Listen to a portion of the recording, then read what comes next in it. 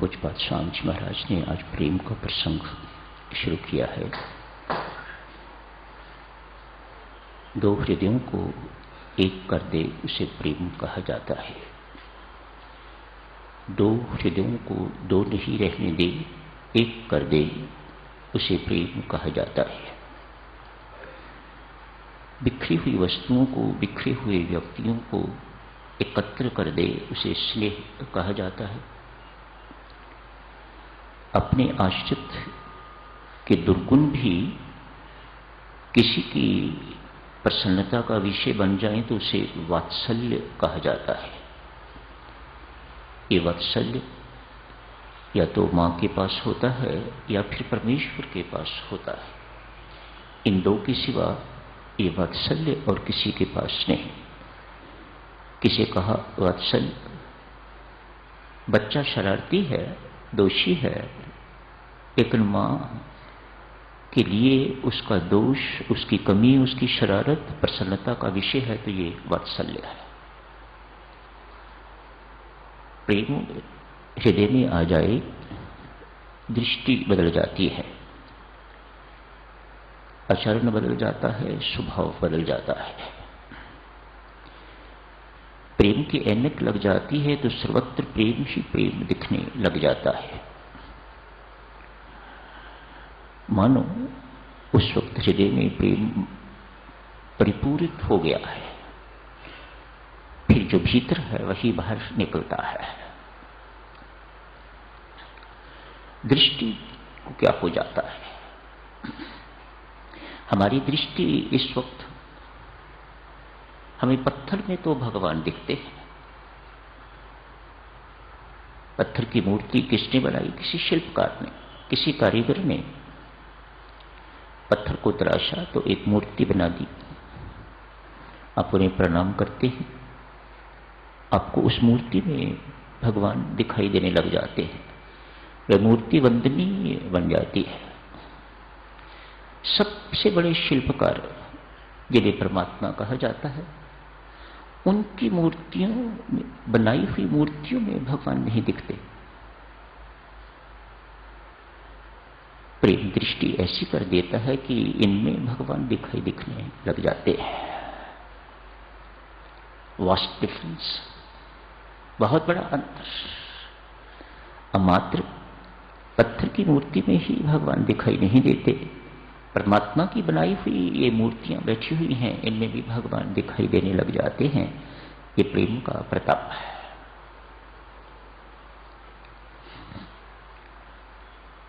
जिसमें प्रेम है साधक चलो, वही वास्तव में मानव है, वही वास्तव में श्रेष्ठ है, वही वास्तव में धनी है। असली संपदा का मालिक। शनिवार को चर्चा चल रही थी, ये असली संपदा क्या है और बाह्य संपदा क्या है। बाह्य संपदा वह है जो यही रह जाती है। जो यहां रह जाए उसे बाह्य संपदा समझिएगा, शरीर समेत। जितना मर्जी च्यवनप्राश खाओ, खिलाओ, मल्टीविटामिन्स खाओ, खिलाओ, जो मर्जी करो, जो संपदा यहीं धरी रह जाए वह बाह्य संपदा है।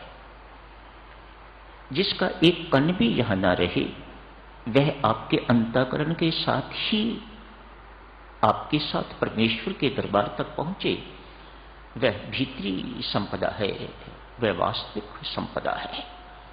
प्रेम ऐसी ही संपदा है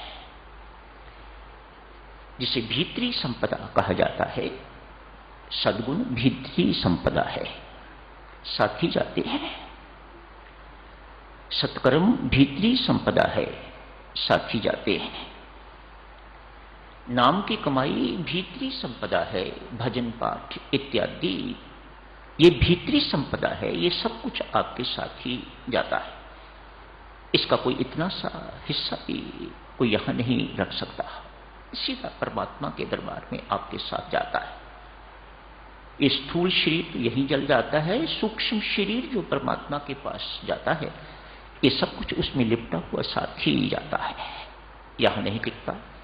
इस संपदा को भीतरी संपदा, वास्तविक संपदा कहा जाता है।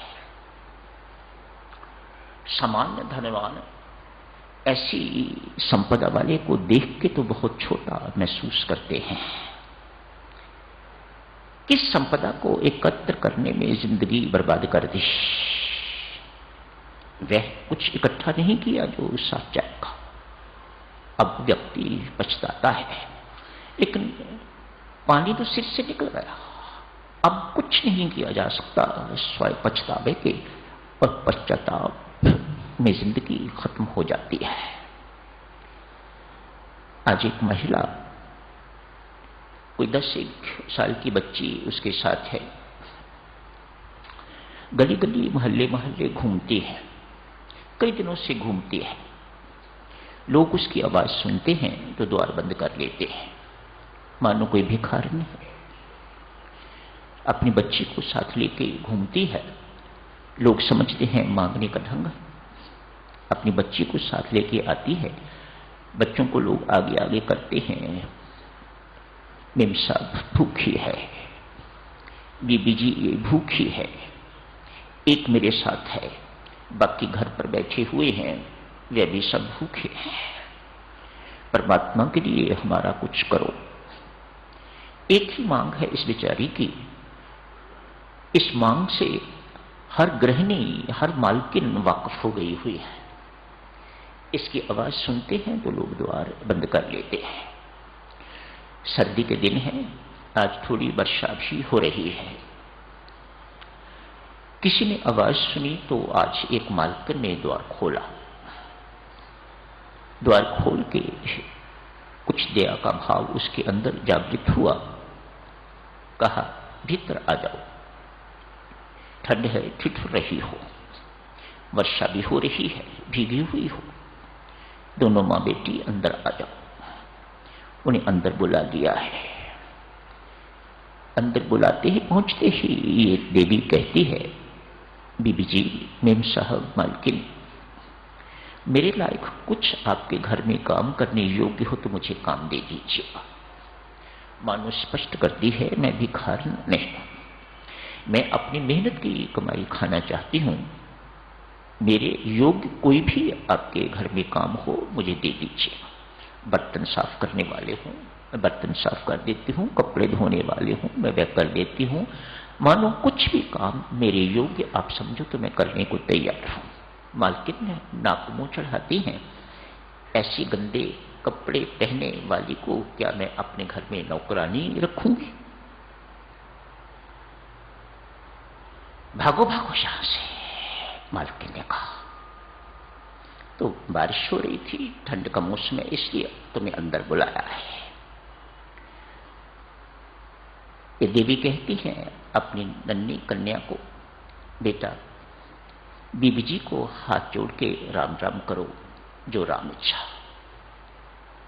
इतनी सी बात कह के दोनों मां बेटी घर से बाहर निकल गए हैं, लेकिन इतनी छोटी सी बात ने इतना गहरा प्रभाव उस मालकिन पर डाला है। ये भी भूखी है, दोनों भूखे हैं, घर में बच्चे बैठे होंगे वह भी भूखे हैं, पल्ले पैसा नहीं है, यहां से इनकार हो गया है, मैंने भी कुछ नहीं दिया, लेकिन एक अद्भुत सा संतोष, शिष्टाचार देखो, कह के गई है, बिटिया, मेम साहब को राम राम करो, जो राम इच्छा, और चल पड़े। कोई विरोध नहीं, कोई किसी प्रकार की प्रतिक्रिया नहीं, बाहर निकल गए। मालकिन आज इस बात को भूल नहीं रही, उसे बार बार ये बात याद आ रही है, इनका व्यवहार याद आ रहा है। कैसा अद्भुत संतोष है, मेरे पास तो ऐसा नहीं है। अपने आप को उनसे कंपेयर कर रही है, अमीरी गरीबी नहीं, असली चीज कंपेयर कर रही है, गुणों को कंपेयर कर रही है, वह कितनी गुणवान है और मैं कितनी गुणहीन हूं। बेशक पैसे की अमीर हूं, लेकिन वह गुणों की अमीर है। उसने कमाल कर दी। कहा, बिटिया, मालकिन को राम राम करो। दोनों ने राम राम करी, जो राम इच्छा कह के बाहर निकल गए। बूंदाबांदी अभी भी चल रही है। द्वार पर खड़े होके पीछे से आवाज लगाई है, मेरी एक मिनट बात सुनते जाओ। उन दोनों को बुलाया है। दोनों फिर भीतर आए हैं। आके दोनों मां बेटी एक कोने में बैठ गई हैं। गरीब आदमी अमीर लोगों के घरों में जहां बैठता है, जहां उसका स्थान होता है, उचित स्थान पर बैठी है। उसे कोई कुर्सी पर बैठने के लिए तो नहीं कहेगा, सोफे पर बैठने के लिए तो नहीं कहेगा। गरीब जो हुए, धन के गरीब।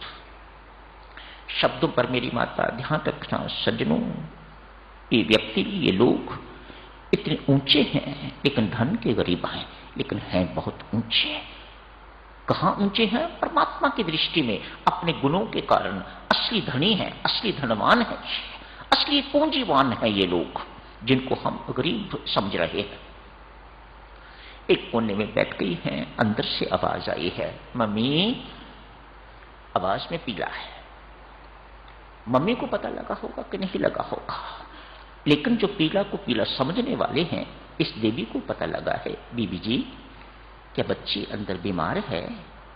मैं एक मिनट उसे देख लूं। स्वभाव इस प्रकार का बना हुआ है। अतः बिना उत्तर पाए ये दोनों मां बेटी बच्ची के पास अंदर चली गई हैं। बेडरूम में होंगी, चली गई। लड़की के मुख पर पसीना ही पसीना आया हुआ था। अपने गंदे धोती जो पहनी हुई थी उसके पल्लू से उसका मुख साफ किया है। बच्ची को कहा है, बिटिया लगता है इसके सिर में पीला है, थोड़ा सिर दबा दो। लड़की ने सिर दबाना शुरू किया है। इसने पसीना पूंछा है, थोड़ा आराम मिला। लड़की की आंख लग गई, सो गई। इतने में मालकिन बाहर से सब कुछ देख रही है, ये भीतर क्या हो रहा है। पुनः प्रभावित हुई है। चाय बनाई है, गिलास में, 2 गिलासों में चाय इनको दी है। एक प्लेट में कुछ रोटियां रात की बची हुई थी, वह भी रोटियां भी रख दी हैं। बच्ची भूखी थी, तत्काल एक रोटी उठाई और चाय के साथ खानी शुरू कर दी। चाय पी रही है। ये भी भूखी है। रोटी तो इसने भी उठाई है, लेकिन घर बच्चों की याद आई, रोटी रख दी है। रख के जितनी रोटियां थीं उन्हें कागज में लपेट लिया है। बच्चों के लिए मालकिन घर ले जाऊंगी, मेरे बच्चे भी भूखे हैं, मेरा तो गुजारा चलता रहेगा। मेरा तो स्वभाव इस प्रकार का भूखे रहने का बन गया है, लेकिन बच्चों को ये कैसे सब सिखाया जाए। कागज में लपेट ली है। बच्ची ने चाय पी ली है, इसने भी चाय पी ली है। दोनों ने हाथ जोड़ के धन्यवाद भी किया है, प्रणाम भी किया है मालकिन को। मालकिन के मन में थोड़ी सी और दया आई है, तो इस बच्ची को अपने साथ लगा लिया है। आखिर तुम हो कौन? मालकिन पूछती है। बच्ची कहती है, हमें गरीब कहा जाता है, हम मालकिन गरीब हैं। मेरी मां मुझे 2 ही बातें समझाती है, बिटिया हमारे पास देने को और कुछ नहीं, प्रेम है। इसे देने में कंजूसी न करना। एक छोटी बच्ची मालकिन जो अपने आप को कितनी उत्कृष्ट मान रही है उसको बता रही है। यूं नहीं लगता आपको कि उसके अंदर, उस बच्ची के अंदर परमात्मा बोल रहा है।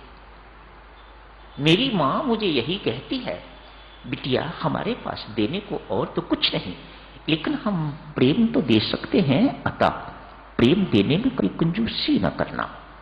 हम और तो इन बड़े लोगों का, दूसरों का और कुछ नहीं कर सकते, लेकिन सेवा तो कर सकते हैं। ये हाथ परमात्मा ने सेवा करने के लिए दिए हैं। मालकिन की आंखों में आंसू हैं। कितने महान हैं ये, और कितनी तुच्छ हूं मैं, कितनी कमीनी, कितनी गिरी हुई हूं मैं। भागी भागी अंदर गई है, पर्स में हाथ डाला, जितने पैसे हाथ में आ गए, रुपये हाथ में आ गए, लाके तो पल्लू में बांध दिए।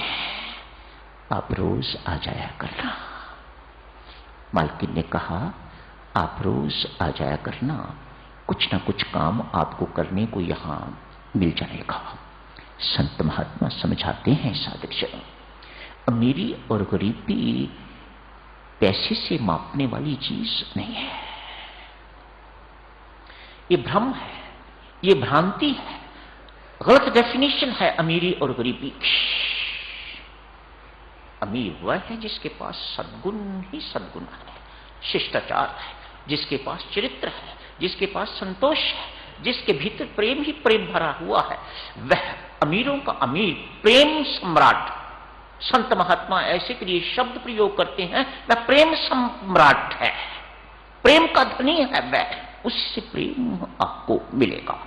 जो दुख सह के भी दूसरों को सुख पहुंचाना चाहता है, ऐसा प्रेम सम्राट। इसी के साथ ही समाप्त करने की इजाजत दीजिएगा साथियों। धन्यवाद।